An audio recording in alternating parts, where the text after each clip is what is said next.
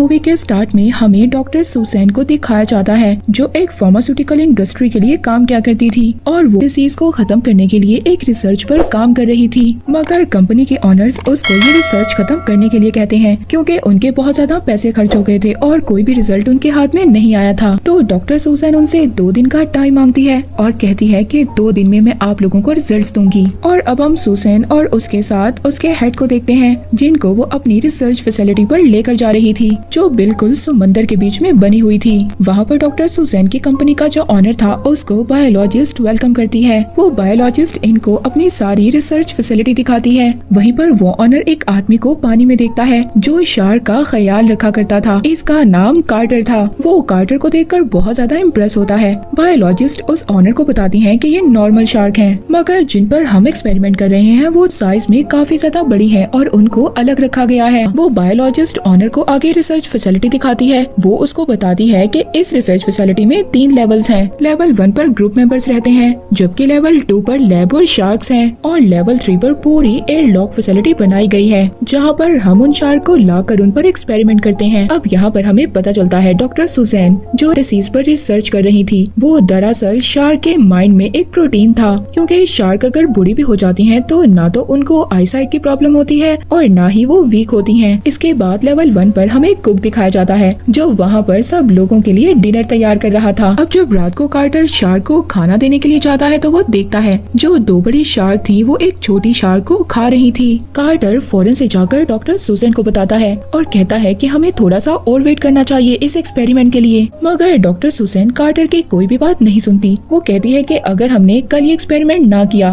तो हमें ये पूरी रिसर्च फैसिलिटी बंद करनी होगी और इसके अलावा हमारे पास कोई दूसरा ऑप्शन नहीं है। अब जो कंट्रोलर रूम की हेड थी वो ये देखती है कि आज मौसम खराब रहेगा और तूफान आने के भी चांसेस हैं। शाम होते ही ये लोग लेवल 3 पर टेस्ट करने की तैयारी स्टार्ट करते हैं। कार्टर टनल से होता हुआ एक शार्क को बेहोश कर लैब में ले आता है। वो शार्क बहुत ज्यादा बड़ी थी। डॉक्टर उस शार्क का स्कैन करते हैं। इसके बाद डॉक्टर सुसैन उस शार्क के माइंड में से वो प्रोटीन निकाल लेती है। फिर वो ड्रॉप पेशेंट के माइंड ब्रेन पर डालते हैं, जिसके बाद कुछ ही सेकंड्स में वो प्रोटीन अल्जाइमर को खत्म कर देता है। इसका मतलब ये था कि उनकी रिसर्च कामयाब हो गई थी। वो अपने प्लान में सक्सेसफुल हो गए थे। वहाँ पर डॉक्टर शार्क को देख ही रहे थे, तभी अचानक से वो शार्क होश में आ जाती है और डॉक्टर का हाथ खा जाती है। उस डॉक्टर के बाजू से बहुत ज्यादा ब्लीडिंग हो रही थी। जब कार्टर ये देखता है तो वो एक गन लेकर उस शार्क को मारने जाता है, मगर डॉक्टर सुसैन उस शार्क को छोड़ देती है। वहाँ पर दूसरी तरफ जो कंट्रोलर ऑपरेटर की हेड थी वो हेल्प मांगती है। एक हेलीकॉप्टर हेल्प के लिए आ जाता है। तूफान बहुत ज्यादा तेज था। वो हेलीकॉप्टर उस डॉक्टर के स्ट्रेचर को रस्सी से बांधकर ऊपर खींचता है और जो बाकी लोग थे वो उस तूफान से बचकर वापस से अपनी रिसर्च फैसिलिटी में अंदर आ जाते हैं। तभी जो हेलीकॉप्टर जो डॉक्टर को लेकर जा रहा था उसकी रस्सी में कोई प्रॉब्लम हो जाती है। वो रस्सी लूज हो जाती है जिससे वो डॉक्टर पानी में ही गिर जाता है। उस स्ट्रेचर को एक शार्क पकड़ लेती है और उसको अपनी तरफ खींचती है, जिससे वो हेलीकॉप्टर अपना कंट्रोल खो देता है और डायरेक्ट जाकर कंट्रोल टावर से टकरा जाता है, जिससे बहुत बड़ा ब्लास्ट होता है। उस ब्लास्ट में कंट्रोलर ऑपरेटर की हेड थी वो भी मर जाती है। ये ब्लास्ट इतना ज्यादा बड़ा था कि इसने हर लेवल को हिला कर रख दिया था और उनके रखे हुए प्लेन्स और बोट भी इस ब्लास्ट में तबाह हो गए थे।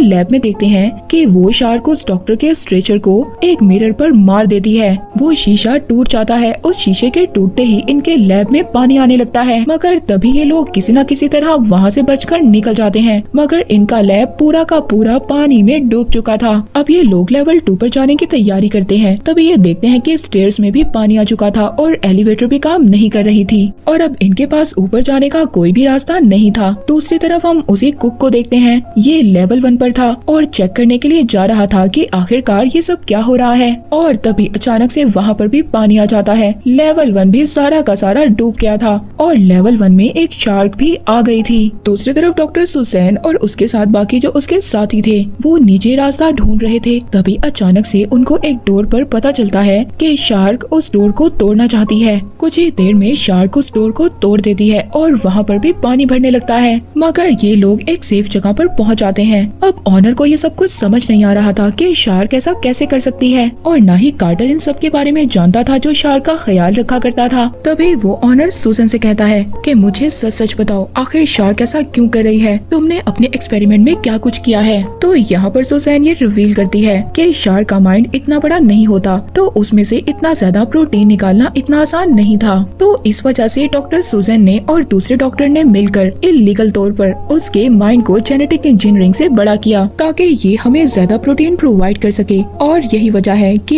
ये शार्क ज्यादा स्मार्ट हो गई है। तभी दूसरी तरफ लेवल 1 पर हम उसी कुक को देखते हैं जिसको अचानक से शार्क नजर आती है। वो शार्क उसके पीछे आ रही थी। ये किचन में जाकर छुप जाता है और ये एक शेल्फ पर चढ़ जाता है। शार्क भी किचन में एंटर हो गई थी। तभी उस कुक को अपना पैरेट नजर आता है। वो अपने पैरेट को बचाना चाहता था, मगर तभी अचानक से शार्क आकर उसके पैरेट को खा जाती है। ये देखकर वो कुक बहुत ज्यादा डर गया था और नीचे गिर जाता है। शार्क दोबारा से उस कुक के पीछे आती है, मगर वो कुक इस बार ओवन में छुप जाता है। शार्क जब उसको खाने वाली थी तभी वहाँ पर ओवन की गैस ऑन हो जाती है। वो कुक अपने आप को बचाने के लिए ऊपर का दरवाजा तोड़ता है और बाहर आ जाता है, और वहाँ से वो दूर चला जाता है। वो अपने पास रखे हुए लाइटर को उस ओवन पर फेंक देता है, जिससे वहाँ पर एक ब्लास्ट होता है और वो शार्क के टुकड़े टुकड़े हो जाते हैं। वहीं पर दूसरी तरफ कार्टर और बाकी सब लोग वो सबमरीन रूम की तरफ आते हैं, मगर तभी वो आकर देखते हैं कि सबमरीन भी टूट चुकी थी ब्लास्ट होने की वजह से।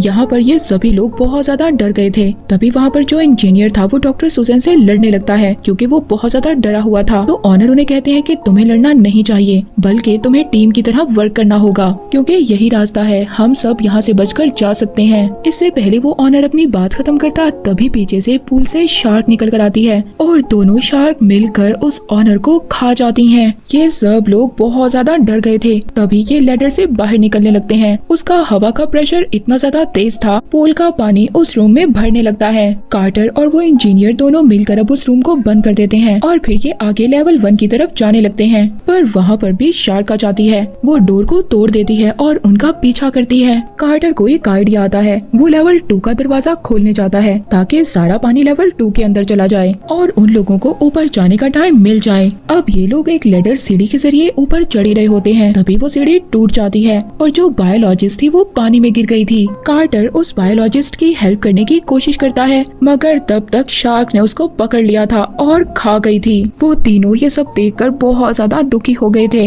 ये तीनों अब बीच में ही फंस चुके थे, क्योंकि लेवल 1 का डोर बहुत ज्यादा ऊंचा था और इनकी सीढ़ी भी टूट चुकी थी। तभी वहाँ पर वो कुक आ जाता है। वो इन तीनों को वहाँ से निकाल लेता है। इसके बाद यहाँ पर कार्टर सबको बताता है कि हम सरफेस से 60 फीट नीचे हैं। अगर हम इमरजेंसी पंप को ऑन कर देते हैं तो स्टेयर्स का जो पानी है वो वापस चला जाएगा। कार्टर अपने साथ इंजीनियर को लेकर पंप ऑन करने के लिए जाता है। वो इंजीनियर पंप ऑन कर देता है, मगर जैसे ही वो पंप ऑन करता है एक शार्क आकर उसको खा जाती है, उसके 2 टुकड़े कर देती है। कार्टर वहाँ पर बहुत ज्यादा डर गया था। अब इससे पहले वो दूसरे रास्ते से वापस जाता, वो एक और दरवाजा खोलता है और उस दरवाजे से बाहर आ जाता है।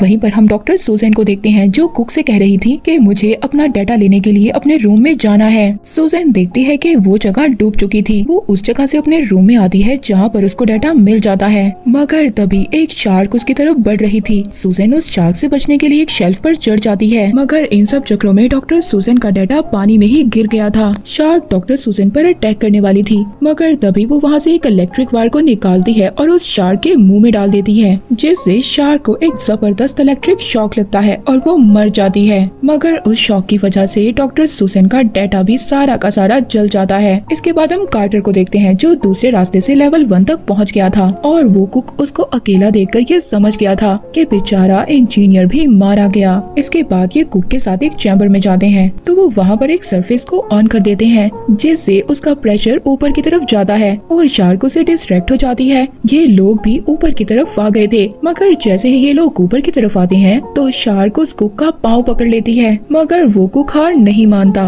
वो शार्क की आंख में अपने लॉकेट से अटैक करता है और शार्क उसको छोड़ देती है। कार्टर जैसे ही उस कुक को पानी के ऊपर देखता है तो जल्दी से वो उसको बचाकर वापस ले आता है। सूजन उसको फौरन से फर्स्ट एड देती है। पूरी की पूरी फैसिलिटी पानी में डूब रही थी। कार्टर कहता है कि मैं समझ चुका हूँ कि ऐसा क्यों हो रहा है। शार्क अब फेंसिंग एरिया से बाहर जाना चाहती है। यहाँ पर सूजन को भी अपनी गलती का अंदाजा हो गया था और वो अब कार्टर से कहती है कि इस शार्क को मार दो। वो जब देखते हैं तो शार्क फेंसिंग एरिया को तोड़ रही थी, तो कार्टर वहाँ पर जल्दी से अपनी गन लाता है और अपनी गन में डायनामिक पाउडर भर देता है। तो वो कहता है कि जैसे ही वो शार्क को अटैक करेगा तो तुम इस वायर को बैटरी से अटैच कर देना, जिससे कि वहाँ पर ब्लास्ट होगा और शार्क मर जाएगी। कार्टर उस शार्क को शूट करने के लिए जाता है, मगर वो शार्क बहुत ज्यादा दूर थी और शार्क उस केज को तकरीबन तोड़ चुकी थी जिसमें इन्होंने शार्क को कैद किया हुआ था। अब सुजैन यहाँ पर एक टुकड़े से अपना हाथ काट लेती है और पानी में कूद जाती है ताकि ब्लड की स्मेल से वो शार्क इसकी तरफ अट्रैक्ट हो। शार्क भी अब सुजैन की तरफ बढ़ रही थी। कार्टर सुजैन को बचाने के लिए भागता है। सुजैन किनारे पर आकर एक स्टेयर को पकड़ने लगती है, मगर जैसे ही वो स्टेयर पकड़ती है वो टूट जाता है,